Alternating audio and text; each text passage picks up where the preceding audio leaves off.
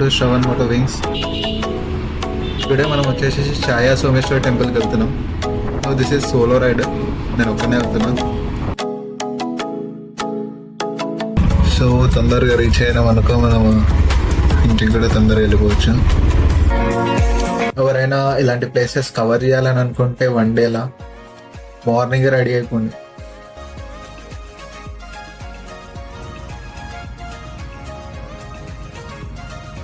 ఇంకొక 45 కిలోమీటర్స్ ఉంది ఇక్కడ నుండి నాకు టెంపుల్ అయితే.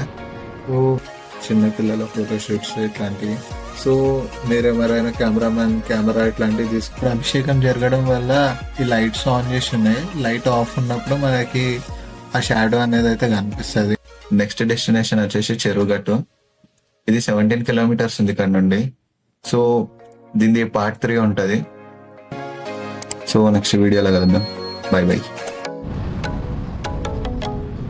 Hi, welcome back to Shravan moto wings. So ఇది పార్ట్ 3. ఛాయా సోమేశ్వర టెంపుల్ దర్శనం అయితే అయిపోయింది. నెక్స్ట్ చెరువుగట్టు టెంపుల్కి వెళ్తున్నాం. ఇక్కడ నుండి ఇది 18 కిలోమీటర్స్ ఉంది. సో ఇది మన హైదరాబాద్ వేకే ఉందన్నమాట ఛాయా సోమేశ్వర టెంపుల్ నుండి. సో మార్నింగ్ నుండి నేను 2 డెస్టినేషన్స్ అయితే కవర్ చేసేసిన. ఒకటి వచ్చేసి Koida hills sun rises and second వచ్చేసి ఛాయా సోమేశ్వర టెంపుల్. ఈ 2 డెస్టినేషన్స్ మీరు చూడనట్టయితే లింక్ డిస్క్రిప్షన్లో పెట్టేస్తా, చూసేసేయండి. సో ఇప్పుడు ఇది 3rd డెస్టినేషన్, శ్రీ జడల రామలింగేశ్వర స్వామి టెంపుల్. అయితే ఇది వచ్చేసి చెరువుగట్టు విలేజ్లో ఉంది. అండ్ మండల్ వచ్చేసి నార్కేడ్పల్లి, తెలంగాణలోనే ఇది మోస్ట్ ఫేమస్ టెంపుల్. అండ్ ఈ కమాన్ నుండి లోపలికి 1.4 కిలోమీటర్స్ అయితే వెళ్ళాలి ఇక్కడ నుండి. దీని స్పెషాలిటీ ఏంటంటే ఇక్కడ అమావాస్యకి ఎవరైతే దేవుని దగ్గర నిద్ర చేస్తారో వాళ్ళు అనుకున్న కోరికలన్నీ నెరవేరుతాయని ఇక్కడ వాళ్ళ గట్టి నమ్మకం. అండ్ ఇన్ కేసు దర్శనానికి ఇటు వస్తే నార్మల్ డేస్ చూస్ చేసుకోండి. ఒకవేళ నిద్ర చేయడానికి వస్తే అమావాస్యకి వచ్చేసేయండి. అండ్ ఏమైనా నెగిటివ్ ఎనర్జీస్ ఉంటే వెళ్ళిపోతాయని కూడా ఇక్కడ వాళ్ళ నమ్మకం. సో ఇక్కడ టెంపుల్కి వెళ్ళాలంటే 2 వేస్ ఉన్నాయి. ఒకటి వచ్చేసి మెట్ల మార్గం, ఇంకోటి వచ్చేసి ఘాట్ రోడ్. సో నేను బైక్ తెచ్చిన కాబట్టి ఘాట్ రోడ్లోనే వెళ్తున్నా.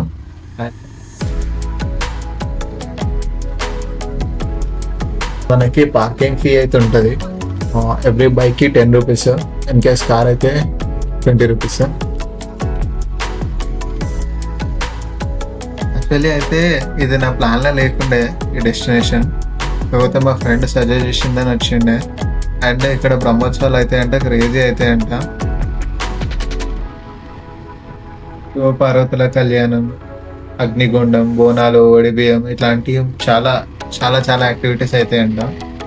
అండ్ ఇక్కడికి రావడానికి మీకు అప్పుడు సపరేట్ బస్సెస్ కూడా వేస్తారంట, సేమ్ లైక్ మేడారంకి ఎట్లయితే బస్సెస్ వేస్తారో అట్లా.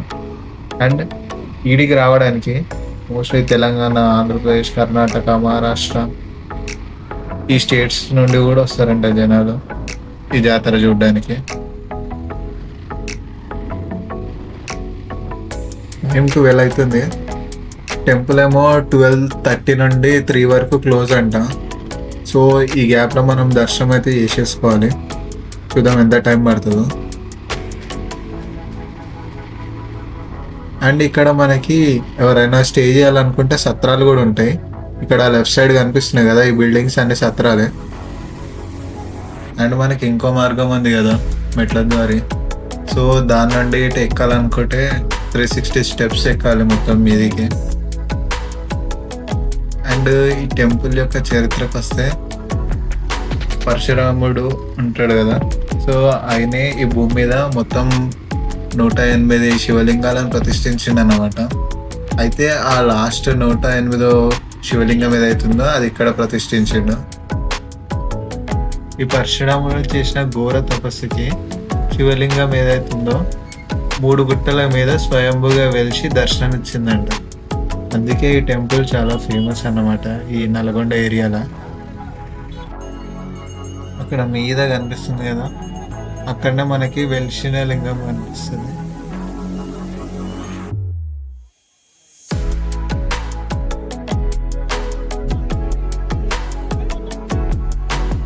మనకి గుట్ట మీదనే గుండం కూడా ఉంది. సో ఇక్కడ మనము మంచి స్నానాలు చేసుకొని దర్శనానికి వెళ్ళిపోవచ్చు. అండ్ ఇక్కడ మనం ఫస్ట్ వెలిసిన శివలింగాన్ని దర్శనం చేసుకోవడానికి వెళ్తున్నాం. అయితే ఇది 3 గుట్టల మీద ఉంటుంది. సో దాని వే ఇది, వెళ్ళడానికి ఓవే, రావడానికి ఓవే, బోత్ ఆర్ నాట్ సేమ్.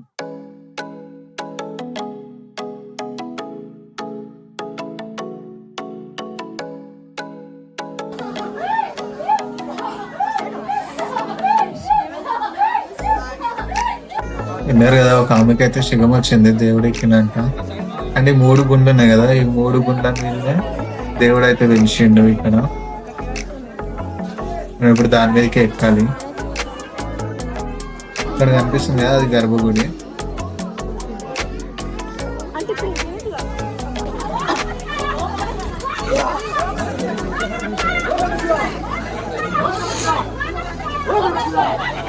ఓం నమః శివాయ, ఓం నమః శివాయ, ఓం నమః శివాయ, ఓం నమః శివాయ, ఓం నమః శివాయ, ఓం నమః శివాయ,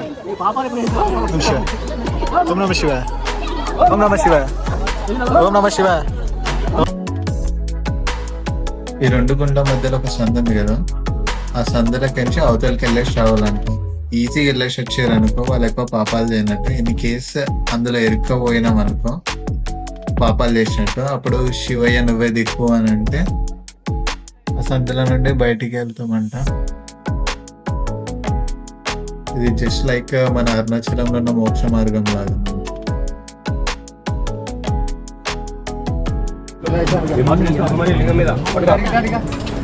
ఓం నమ శివాయ కూడా బస్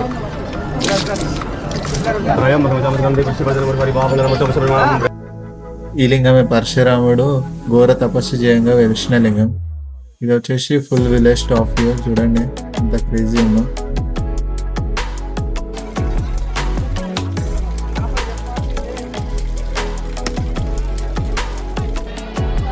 కిందికి వచ్చేసి ఈ లైన్లో మనం వెళ్తే గర్భగుడిలోకి వెళ్తాం.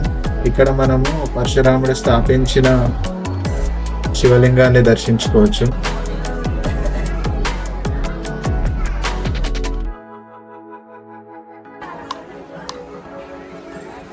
అయితే ఈ టెంపుల్ వచ్చేసి 12:30 వరకు క్లోజ్ అయిపోతుంది. సో 12:30 లోపున దర్శనం అయిపోయింది. ఎగ్జాక్ట్లీ 12:15కి ఏమో వెళ్ళాను. ఒక 15 మినిట్స్ దర్శనం అయిపోయింది. నార్మల్ డే కాబట్టి.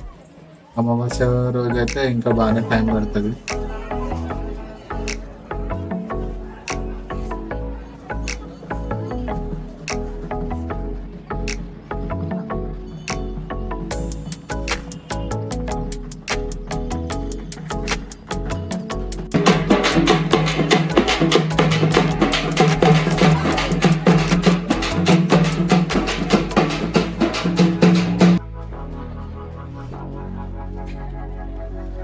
సో టైం 1:30 అవుతుంది. నేను ఇక్కడ నుండి స్టార్ట్ అయితే అయిపోయినా. అంటే ఇన్ కేసు మీరు అమావాస్య రోజు వచ్చినట్టయితే మన వెహికల్స్ ఏవైతే ఉంటాయో అవి కిందనే పార్క్ చేయాలి. మీది వరకు అలా ఉండదు. ఆ రోజు ఫుల్ రష్ ఉంటుంది కాబట్టి మీది వరకు అలా ఉండదు. సో కింది నుండి మీది వరకు మీరు ప్రైవేట్ ఆటోస్ ఉంటాయి. సో ఆ ఆటోస్లో రావచ్చు. మనిషికి 25 రూపీస్ ఏమో ఛార్జ్ చేస్తారంట.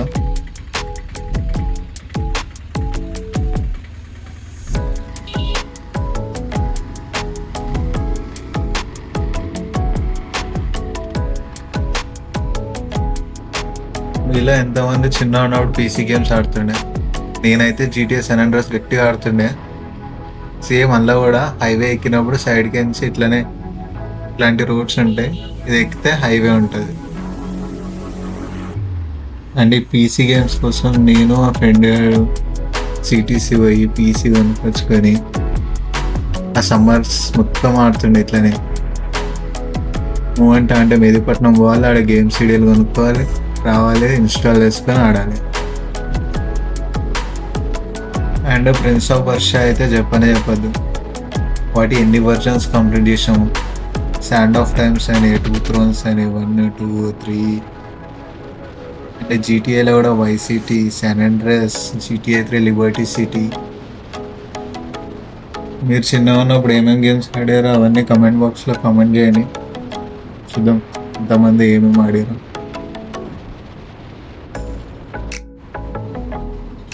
టైం ఆల్మోస్ట్ 2:30 అవుతుంది. కొంచెం సేపట్లో నేను ఇంట్లో ఉండిపోతా. దిల్షుక్ నగర్ వరకు రీచ్ అయిపోయినా. సో నెక్స్ట్ వచ్చేసి నేను హోబీలాండ్ ట్రిప్ అయితే ప్లాన్ చేస్తున్నా మా ఫ్రెండ్స్తోని. అయితే 10 మెంబర్స్ వరకు వస్తా అన్నారు. చూడాలి ఇక ఆ టైం వరకు ఎంతమంది డ్రాప్ అవుతారో ఎంతమంది వస్తారో. సో దాని వీడియో కూడా నేను అప్లోడ్ చేస్తాను. ఇలాంటి మంచి మంచి కంటెంట్ ఇంకా కావాలనుకుంటే సబ్స్క్రైబ్ చేసుకోండి. సో నెక్స్ట్ వీడియోలో కలుద్దాం. Bye bye.